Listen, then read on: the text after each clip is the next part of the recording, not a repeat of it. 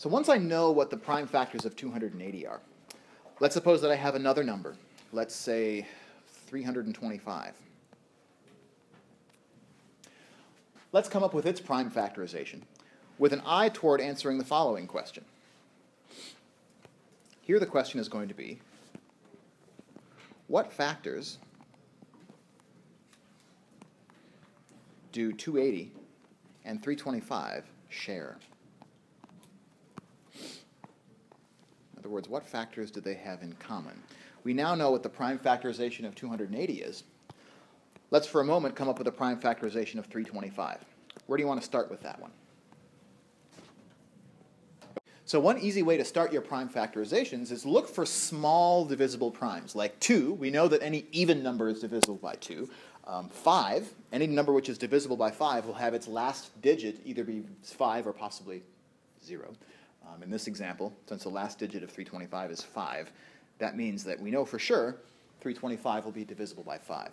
We can also check divisibility by 10 really easily because its last digit is 0. That might have been how we started the factorization over here on the left. So if we are convinced that 325 is divisible by 5, then what number belongs here? How do we find it? Yeah, just divide it by 5. So 325 divided by 5, yeah, you end up with 65, just doing whichever division algorithm you prefer, right? So 65 will go right here. Okay, great.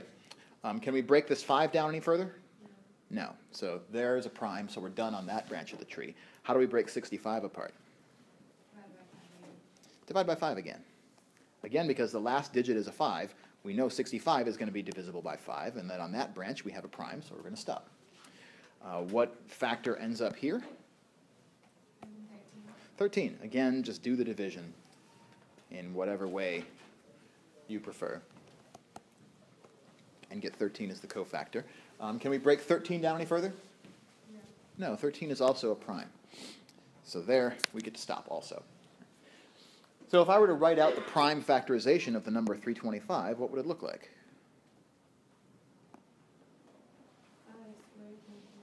5 squared times 13, exactly, if I write it out using the exponential notation. The primes that exist are 5 and 13, and the exponents on those are 2. We have 2 powers of 5 and 1 power of 13. So now we can see how the numbers 280 and 325 break down.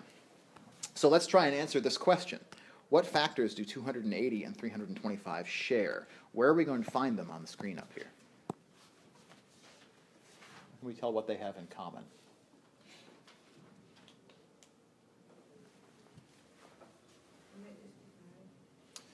Okay, how come?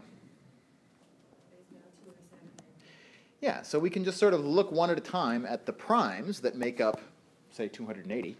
We can see that there are a bunch of 2's.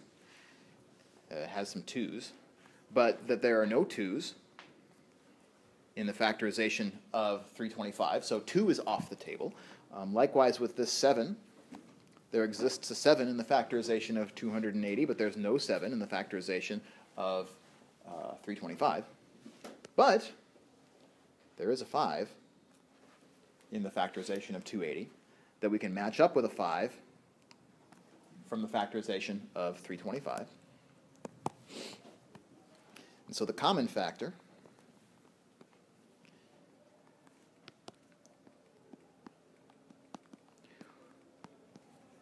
will contain a 5.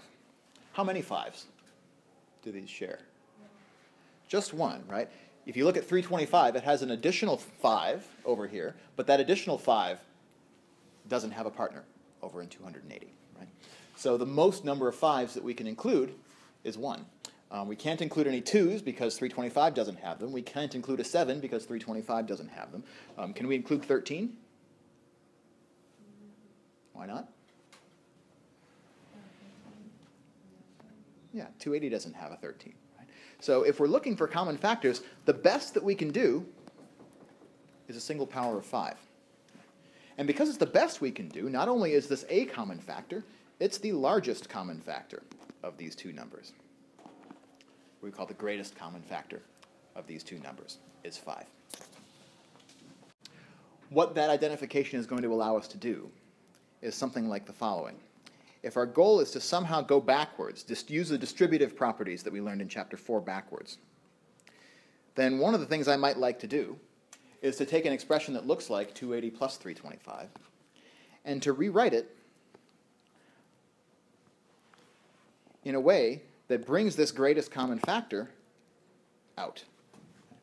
Write this as 5 times something, because we know that going forward, if we were to multiply back out 5 times whatever is in the middle here, if we were to multiply it back out, we know that 280 is going to be 5 times something, and 325 is going to be 5 times something.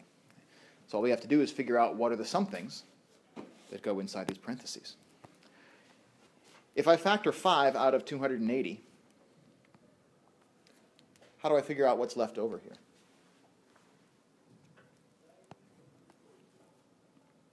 Maybe I'll rewrite it on this side. 280 is 5 times something, and 325 is 5 times something. How can I figure out what belongs here? Yeah, divide 280 by 5. So I'll just write that over here somewhere. This is 280 divided by 5. Do out that division. 5 goes into 280, well, it goes into 28 5 times with a remainder of 3, and then it goes into 30 6 times. So just to declutter it here, 280 divided by 5, that's 56. Hope I have that right. And how about for 325? How do I figure out what goes here? Exactly the same way, divide 325 by 5, and that goes 65 times. And so, now looking at this expression on the right here, because I can factor a 5 out of both of these terms, I can undistribute by bringing these 5s out into the front of a set of parentheses. And inside the parentheses, the addition that I'm going to distribute across is the addition of 56 and 65.